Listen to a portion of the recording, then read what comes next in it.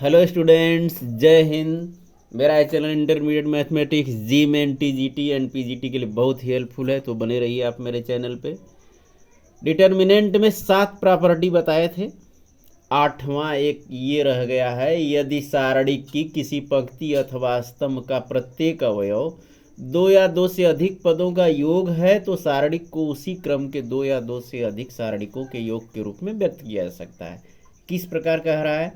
जैसे किसी डिटर्मिनेंट में ये a प्लस एक्स है, ये b प्लस वाई है, ये 1 है, ये 2 है। अब ये कॉलम 2 पदों का योग है, तो क्या कह रहा है ये प्रॉपर्टी में कि इसको अब 2 सारणिक में लिख सकते हैं। एक आ जाएगा ए बी और 1 2, और दूसरा आ जाएगा एक्स वाई 1 2। इसी तरह कॉलम है या रो है, किसी को भी ऐसे डिस्ट्रीब्यूट कर सकते हैं। तो इस तरह सारी प्रॉपर्टीज हो गई, और फार्मूला भी डिटर्मिनेंट का बता दिए थे। अब इसको सॉल्व करने के लिए एक अलग से सबसे इम्पॉर्टेंट चीज़, अक्सर 3 आर्डर का ही देता है, 2 आर्डर का देता है। तो 3 आर्डर में आप कम से कम किसी रो में 2 जीरो बनाने का प्रयास करेंगे। किसी रो में 2 जीरो या किसी कॉलम में 2 जीरो। ऐसा करने से डिटर्मिनेंट बहुत ही इजीली सॉल्व हो जाता है। तो इस तरह क्वेश्चन देखिए आप। क्वेश्चन है ये थोड़ा सा एक क्वेश्चन बता रहा हूं।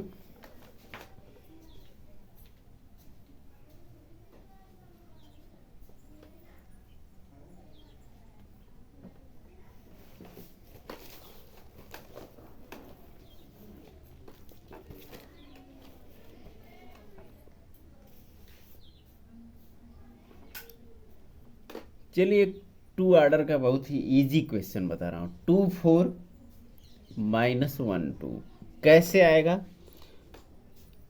पहले प्रिंसिपल डायगोनल का एलिमेंट का गुणा करते हैं। ऐसे 2 में 2 का करेंगे 4, फिर माइनस लिखते हैं, फिर -1 में 4 का करेंगे तो -4, तो 4 + 4 8 हो जाएगा। ये आ गया सारणिक। नेक्स्ट देखिए, अब 3 आर्डर का सब फार्मूला का यूज करें। एक क्वेश्चन है 1 2 4 -1 3 0 4 1 0। इसका डिटर्मिनेंट आपको ज्ञात करना है। तो फार्मूला से ही बहुत ही इजीली आ जाएगा, क्योंकि ये खुद ही इसमें आप देख रहे हैं कि थर्ड कॉलम में डबल जीरो है। वैसे आप किसी भी रो या किसी भी कॉलम के रिस्पेक्ट में एक्सपेंड कर सकते हैं, प्रसार कर सकते हैं, लेकिन थर्ड कॉलम में 2 जीरो है, तो आप इसको इजीली कैसे करेंगे? ये 4 लिख लिए, 4, और 4 में जो एलिमेंट लिखते हैं, हम बताए थे आपको कि वो रो और वो कॉलम छोड़ देते हैं, शेष 4 एलिमेंट बचे। इन चारों में प्रिंसिपल डायगोनल -1 से +1 का करेंगे तो -1 आ गया, -4 से 3 ये 12 आ गया। तो 4 और -13 ये हो गया -42। वैसे आप फर्स्ट रो से भी देख लीजिए इसको। ये सबसे इजी तरीका है कि पूरा आप फार्मूला का यूज कैसे करते। इस तरह जैसे 1 लिख के और 3 0, फिर 1 से 0 का 0 हो गया, फिर 2 को -2 लिखते हैं। इसके लिए फार्मूला भी बताए थे हम, और ये जो एलिमेंट लिख रहे हैं जिसके रिस्पेक्ट में आप प्रसार करेंगे डिटर्मिनेंट का, तो एक बार फिर देख लीजिए उसका चिन्ह क्या रहेगा, साइन -1 पावर रो प्लस कॉलम, ये याद होना चाहिए। जैसे 4 लिखना है तो 4 का जो प्लेस है कौन सा है? -1 पावर 1 2 3 देख के भी आप तुरंत डिसाइड कर सकते हैं कि तीसरा रो है ये, तो -1 पावर 3। और कॉलम कौन सा? पहला ही कॉलम है, तो ये इवन नंबर हो गया, -1 पावर 4 प्लस होता है, मीन्स इसका प्लेस क्या है, प्लस का। ऐसे ही plus minus plus minus plus minus plus minus plus, ऐसे सारे स्थान होते हैं। लेकिन सबसे इम्पॉर्टेंट यही है कि यदि 4 ऑर्डर की मिल जाए तो आप कैसे डिसाइड करेंगे, ध्यान रहेगा आपको ये फार्मूला, और फिर किसी एलिमेंट के लिए लिख सकते हैं। तो हम ये बता रहे थे कि यदि फर्स्ट रो के रिस्पेक्ट में इसी क्वेश्चन को सॉल्व करें तो किस प्रकार सॉल्व करेंगे। तो -2 हो गया और -2 वाला रो और कॉलम छूट गया, तो ये चारों लिखना है। -1 से 0 का मल्टीप्लाई करेंगे 0, और -4 × 0 0 हो गया। फिर +4 लिखते हैं, और इन चारों से ये -1 आ गया और -12 आया, तो ये 0 0 वही आ रहा है, -52। मीन्स किसी भी रो या किसी भी कॉलम के सापेक्ष आप डिटर्मिनेंट ज्ञात कर सकते हैं। 6 प्रकार से आप ज्ञात कर सकते हैं। नेक्स्ट क्वेश्चन देखिए। नेक्स्ट है डिटर्मिनेंट, ये है 0 sine alpha minus cos alpha,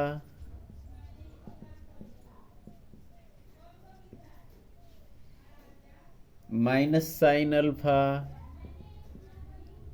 0 sine beta, और थर्ड रो में है cos alpha minus sine beta और 0। तो इस डिटर्मिनेंट का वैल्यू पूछा है, केवल एक्सपेंड कर देना है और कुछ नहीं। जैसे 0, ऐसे अब 0 का ब्रैकेट क्या लिखें, आप समझ गए कि 0 में मल्टीप्लाई करेंगे तो 0 ही हो जाएगा, मीन्स पहले रो के सापेक्ष हम कर रहे हैं, तो 0 को क्या लिखें, यहाँ से स्टार्ट करें।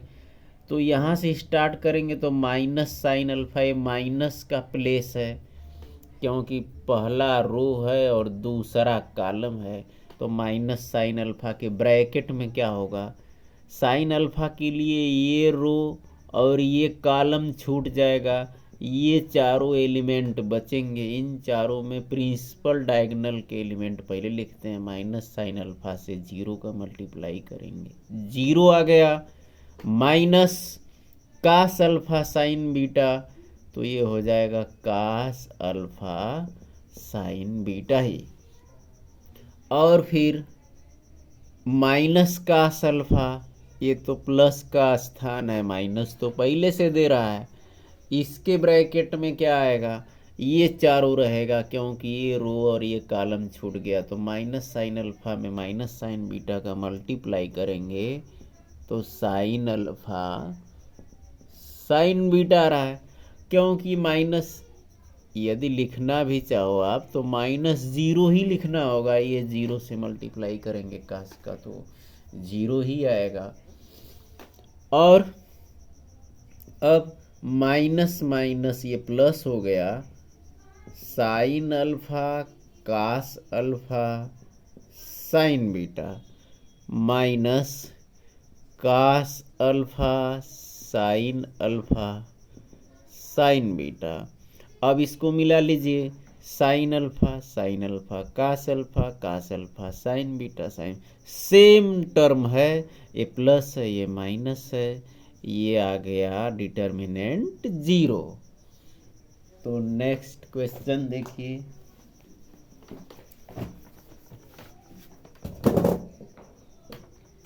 नेक्स्ट है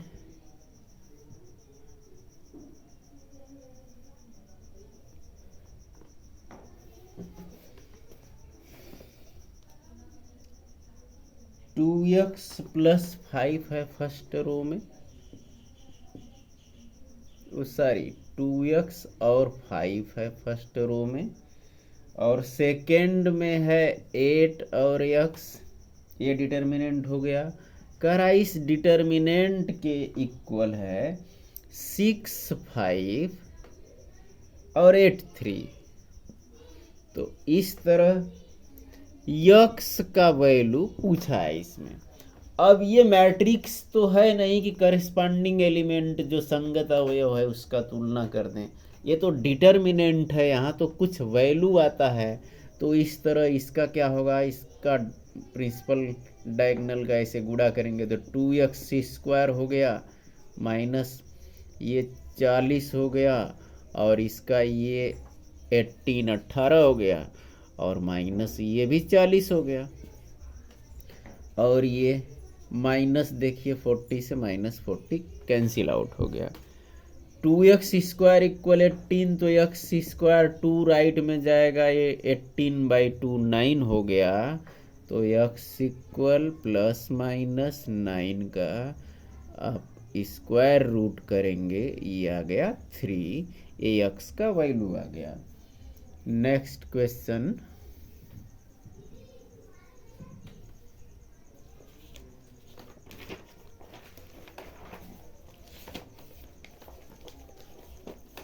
ये है डिटर्मिनेंट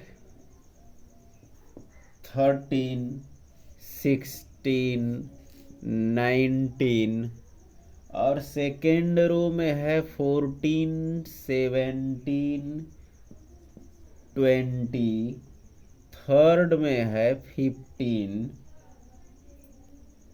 18 और 21। ये इसका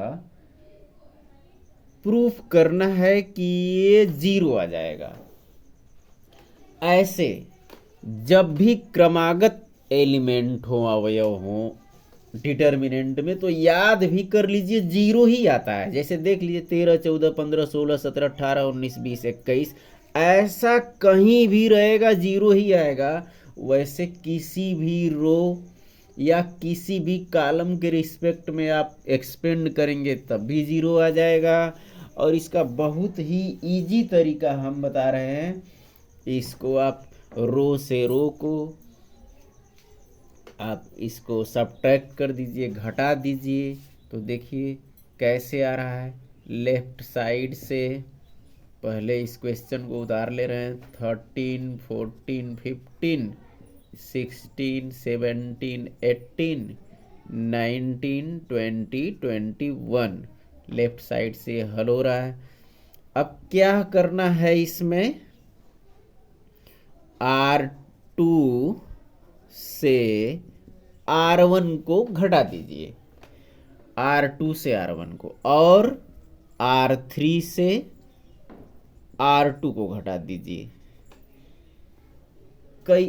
किसी भी टाइम में ऐसा नहीं करेंगे आप कि R2 से R1, R3 से R2 और फिर R1 से फिर R3 कर दिए, मतलब 3 बार ये प्रक्रिया आप नहीं करेंगे, पूरा रोटेशन को पूरा नहीं करेंगे। क्या बोल रहे हैं हम, जैसे R1 है, ये R2 है, ये R3 है, 3 पंक्तियां हैं, 3 रो हैं, तो R2 से R1 घटा रहे हैं, R3 से R2 घटा रहे हैं, तो फिर R1 से R3 नहीं घटा देंगे। ऐसा यदि करेंगे तो मिस्टेक हो जाएगा और वो डिटर्मिनेंट 0 नहीं होते हुए भी 0 वैल्यू आ जाएगा। इस तरह ये आप ऐसे कोई भी ऑपरेशन, ऐसी कोई संक्रिया केवल 2 बार लगा सकते हैं। तो इस तरह R2 से R1 घटा देंगे तो 14 से 13 घटाएंगे, नहीं सॉरी, R1 में तो कुछ नहीं करना है, 13, 16, 19 ये केवल उतार लिया आप। R2 में करना है ऑपरेशन, क्या, 14 से 13 1, 17 से 16 1 हो गया, 20 से 19 1 हो गया। R3 में क्या करना, R3 से R2, ये 1 हो गया, ये 1 हो गया, और ये भी 1 हो गया। अब फिर घटा के 0 ला सकते हैं, लेकिन ये प्रॉपर्टी पढ़े हैं आप, ये क्या प्रगुण पढ़े हैं आप डिटर्मिनेंट का, कि कोई 2 रो या 2 कॉलम इक्वल हो तो डिटर्मिनेंट 0 होता है। इस तरह ये राइट साइड ये प्रूफ हो गया। नेक्स्ट क्वेश्चन देखिए,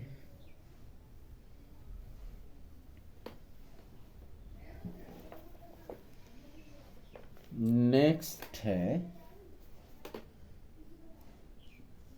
फर्स्ट रो में है ABC, सेकेंड में A plus 2x, B plus 2i, C plus 2z, और थर्ड में है एक्स वाई जेड। और इसको भी प्रूफ ही करना, इक्वल जीरो ही लाना है। तो देखिए इसको कैसे जीरो लाएंगे, पहले उस प्रॉपर्टी का यूज करें जो आज वो लास्ट प्रॉपर्टी बताए हैं कि किसी भी रो में या कॉलम में दो या दो से अधिक पद हैं तो उनको डिटर्मिनेंट के उसी आर्डर के डिटर्मिनेंट के योग के रूप में लिख सकते हैं। तो उस प्रॉपर्टी का यूज करेंगे। तो देखिए कॉलम में नहीं है, ये रो में है, तो इस तरह दो डिटर्मिनेंट बनेंगे। एक क्या बनेगा, A X, B B Y, C C Z. एक डिटर्मिनेंट ये बन गया। दूसरा A two X X, B two I Y, C two Z Z. अब इसमें फर्स्ट वाला ध्यान दीजिए, ए बी सी, ये तो जीरो हो गया, दो रो इक्वल हो गया।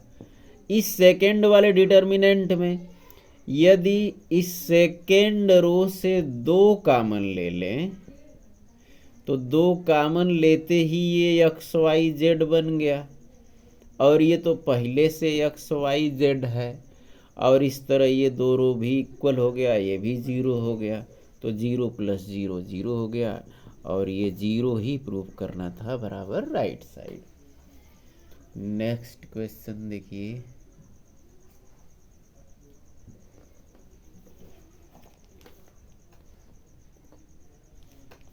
नेक्स्ट है डिटर्मिनेंट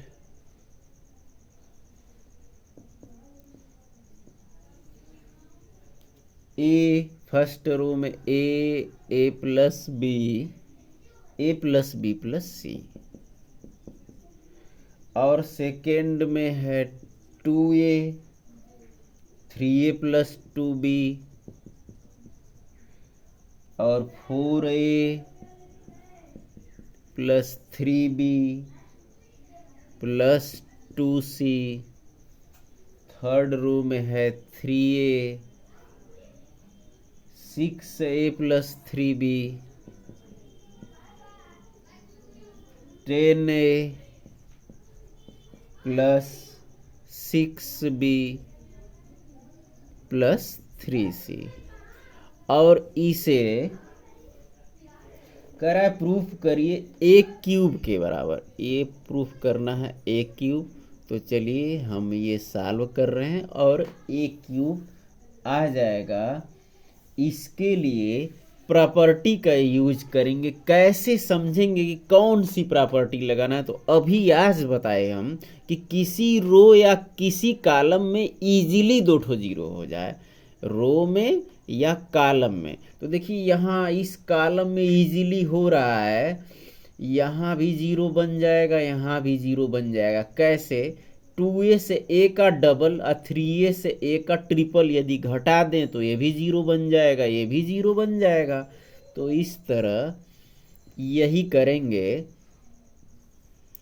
क्या R2 से R1 का डबल और R3 से R1 का ट्रिपल घटा दें। अब R2 से R1 का डबल घटा रहे, R1 का तो देखिए कोई एरो नहीं, तो इसको तो उतार लें, a प्लस बी प्लस सी। इसमें घटा दीजिए, 2a से a का डबल तो जीरो हो गया, इससे 3a प्लस 2b से 2a प्लस 2b, तो 2a प्लस 2b घटा रहे हैं तो ये a आ गया। और यहाँ इसका डबल करिए, 4a 3b 2c से 2a 2b 2c, ये घटा रहे हैं तो 4a से 2a हो गया 2a, और 2a 3b से 2b को घटा रहे हैं तो ये हो गया बी, और 2C ये हट गया, ये हो गया। अब क्या करना है, R3 से R1 का ट्रिपल घटा रहे हैं।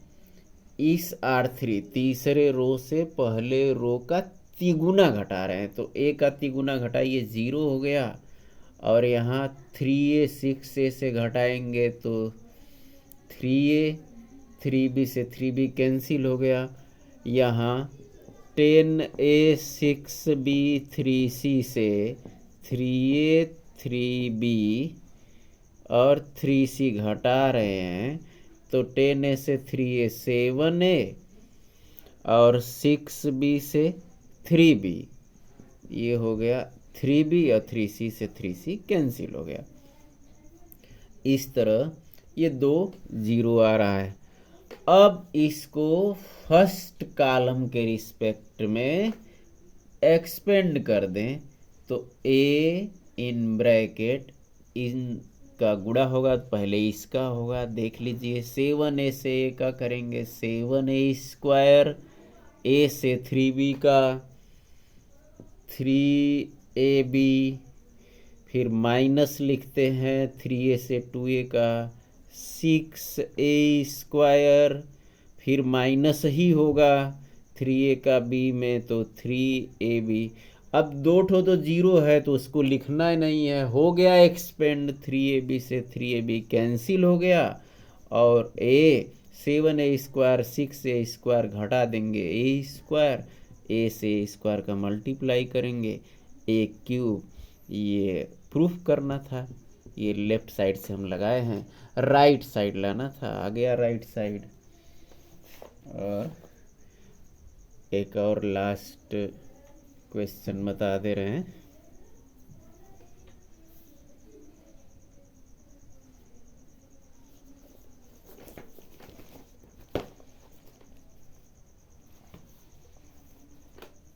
One A B C determinant है 1A BC, और सेकेंड रो में है 1B CA, और थर्ड में है 1C AB। इसमें प्रूफ नहीं करना है, इसमें वैल्यू पूछा है, वैल्यू ज्ञात करिए। तो देखिए बहुत ही इजी, हम आपको प्रॉपर्टी बताए कि किसी भी कॉलम में या रो में 2 0 बना के बहुत ही इजीली आप एक्सपेंड कर सकते हैं। तो इस तरह 2 0 आप इन दोनों को या इन दोनों को या इन दोनों को, किसी को भी 2 0 बना लीजिए। तो चलिए इन दोनों को 0 बना रहे हैं, तो कैसे बन रहा है ये दोनों 0, R2 में कुछ नहीं कर रहे हैं, 1A B C ये उतार ले रहे हैं, थोड़ा और नज़दीक लिख दें क्योंकि इसमें जगह की ज़रूरत पड़ेगी। 1A B C ये उतार ले रहे हैं। अब R2 में क्या कर रहे हैं, R2 से R1 सब्ट्रैक्ट कर दे रहे हैं, घटा दे रहे हैं। तो घटाइए, 1 से 1 0 आ गया, B से A को घटाएंगे तो B माइनस A, CA से BC घटाएंगे, CA से BC ये घट गया। फिर R3 में क्या करना है, R3 से R2 या R1 जो आपकी मर्जी हो, कोई भी कर सकते हैं। R2 से R1 और R3 से R2, 1 से 1 क्योंकि यहाँ भी हो जाएगा तो 0 हो गया। C से B को घटाएंगे तो C माइनस B, और ये AB माइनस C आ गया है। इस तरह 00 हो गया। अब यहाँ एक्सपेंड कर सकते हैं, लेकिन कुछ और भी इसको सिंप्लीफाई कर दें और आसान हो जाइए। 100 A, इसमें B माइनस A में माइनस कामन ले लेंगे तो A माइनस B हो जाएगा, और C माइनस B में माइनस कामन लेंगे तो B माइनस C हो जाएगा। और इस थर्ड कॉलम में BC, इसमें सी कॉमन लेंगे तो ए माइनस बी आ रहा है, इसमें ए कॉमन लेंगे तो बी माइनस सी आ रहा है। इस तरह देखिए इजीली सेकेंड और थर्ड रो में ए माइनस बी और बी माइनस सी कॉमन हो गया, तो ए माइनस बी और बी माइनस सी कॉमन कर देंगे सेकेंड और थर्ड से, तो 1 a b c तो वैसे ही है, इसमें हो गया 0 -1 और ये c बच गया, और यहाँ हो गया 0 -1 और ये a बच गया। अब इसको एक्सपेंड कर सकते हैं, बहुत ही इजी हो गया। एक क्वेश्चन डिटर्मिनेंट इक्वल आ गया a minus B B minus C, 1 के रिस्पेक्ट में, तो 1 को क्या लिखना, केवल ब्रैकेट में ही लिख दे रहे हैं। चलिए ब्रैकेट में प्रिंसिपल डायगोनल यही चारों आएगा, 1 के रिस्पेक्ट में ये चारों, तो इस तरह पहले 1 -1 में a का मल्टीप्लाई करेंगे तो माइनस a आ गया, फिर माइनस लिखते हैं -1 का c में तो माइनस c मीन्स ये प्लस c आ गया। इस तरह डिटर्मिनेंट इक्वल ये आ गया a minus B B minus C और c माइनस a। तो डिटर्मिनेंट की सारी प्रॉपर्टी और ये सॉल्यूशन, यदि कंसेप्ट यदि आपका क्लियर हो रहा है तो शेयर करते रहिए। फिर मिलेंगे नेक्स्ट लेक्चर में। जय हिंद।